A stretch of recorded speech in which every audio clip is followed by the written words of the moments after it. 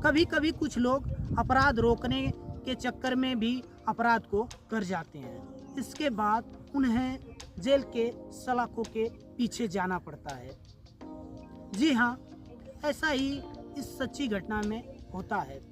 जब कुछ शख्स अपराध करने के जुर्म में पुलिस उन्हें पकड़ के ले जा रही थी, उनके माथे पे थोड़ी भी शिकन नाम की चीज नहीं थी कि वह किसी आरोप में जेल के अंदर जा रहे हैं। एक शख्स होता है जिसे शराब की लत है और वह शराब के नशे में न ही अपनी बेटी को पहचानता था, न अपनी बहन को, और न ही किसी आसपास पड़ोस के या उसके घर के अंदर किराए पे रहने वाले लोगों को बुरी नज़र से देखता था।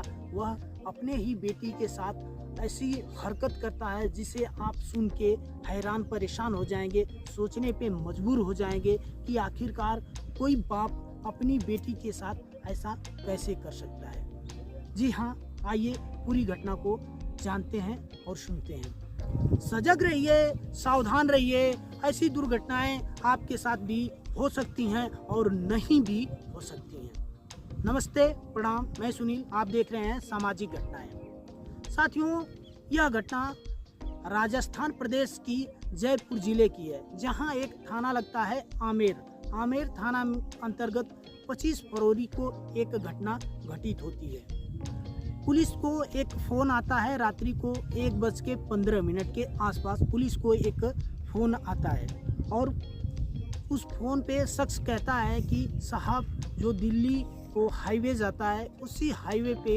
एक डेड बॉडी है और रास्ते से आने जाने वाली जो गाड़ियां हैं उसके ऊपर से गुजर जा रही हैं और आप जल्दी से आ जाएं और इस जो है लाश को उठा ले जाएं। पुलिस कहती है कि ठीक है, मैं आता हूं, और मौके पे पुलिस पहुंचती है तो देखती है वहां पे एक डेड बॉडी है और कई सारी गाड़ियां उसके ऊपर से गुजर चुकी होती हैं। इसके बाद पुलिस शव को कब्जे में लेके पोस्टमार्टम के लिए भेज देती है। वहीं पुलिस की एफएसएल टीम भी आती है और मौके से सबूत को इकट्ठा करती है। इसके बाद पुलिस अपनी तरीके से जांच पड़ताल करना शुरू कर देती है। इस शख्स की पहचान पुलिस आमेर थाना के अंतर्गत एक गांव आता है कुंडा कुकस गांव का निवासी कमलेश के रूप में पहचान होती है। कमलेश की यह डेड बॉडी है। पुलिस इसका पता लगाती है। जब पोस्टमार्टम रिपोर्ट आता है तो उसमें चौंकाने वाले खुलासे होते हैं। पोस्टमार्टम रिपोर्ट में यह पता चलता है कि उसकी गला दबाकर हत्या की गई है, यानी दम घुटने से उसकी हत्या हुई थी।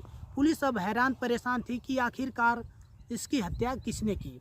इसके लिए पुलिस अब जांच पड़ताल में जुट जाती है और उसके घर पे जाती है तो घर पे उसकी मां से पूछताछ करती है। उसके मां का नाम प्रेमा देवी होता है। जब पुलिस प्रेमा देवी से सारी बात पूछती है तो वह तो पहले आनाकानी करती है। इसके बाद पुलिस को शक हो जाता है कि कहीं ना कहीं कुछ तो है। इसके बाद पुलिस सख्ती से जब पेश आती है तो उसकी मां टूट जाती है और सारी बात पुलिस को बताती है। और जो बात बताती है, पुलिस यह सुनकर हैरान परेशान हो जाती है और सभी इस घटना को सुनकर शर्मसार हो जाते हैं।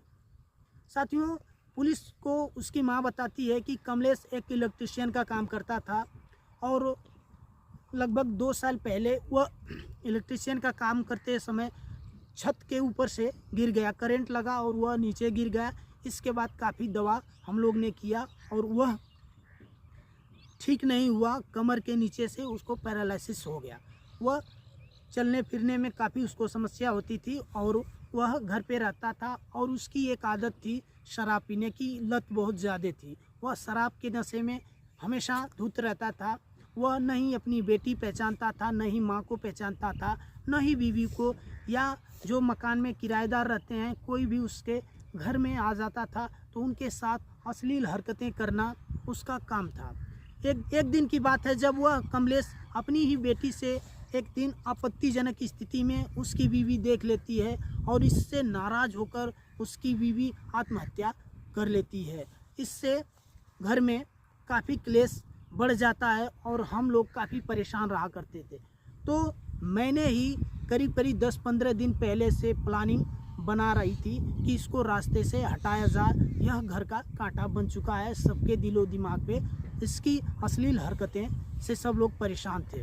वह अपने ही देवर वीरेंद्र, जिसका नाम वीरेंद्र होता है, उससे वह प्रेमा देवी कहती है और सारी बात बताती है। इसके बाद वे लोग प्लान बनाते हैं और उसका एक फार्म हाउस है, वह फार्म हाउस पे शाम को वहाँ ज़्यादातर जाया करता था।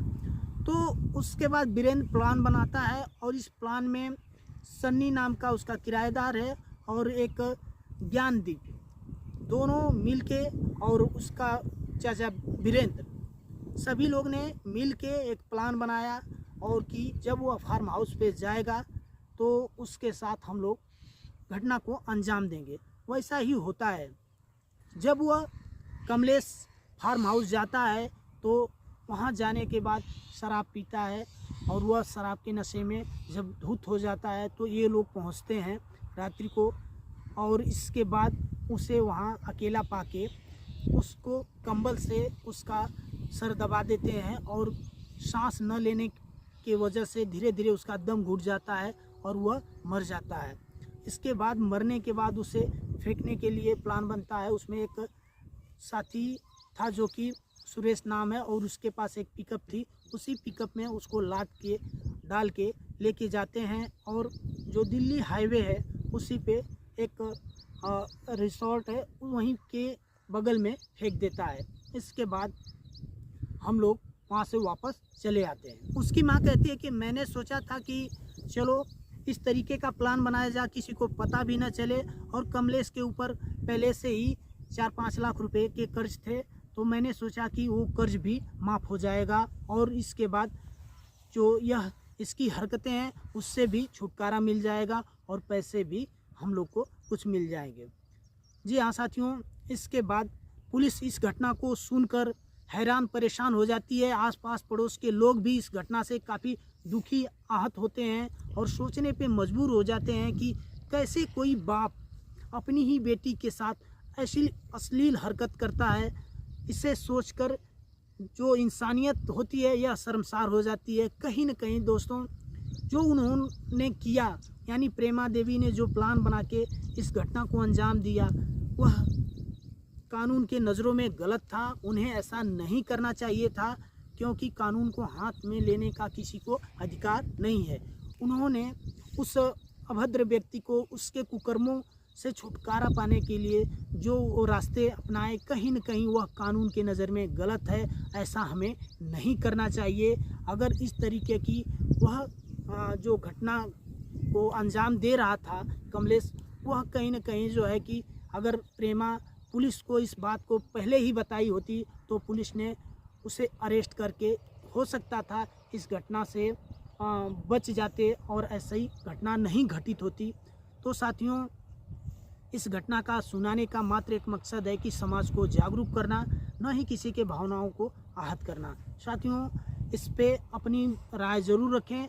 जो भी आपका विचार हो कमेंट बॉक्स में कमेंट करके बता सकते हैं। तो साथियों, इसी घटना के साथ होते हैं अलविदा। फिर मिला जाएगा एक सच्ची घटना के साथ। तब तक के लिए धन्यवाद।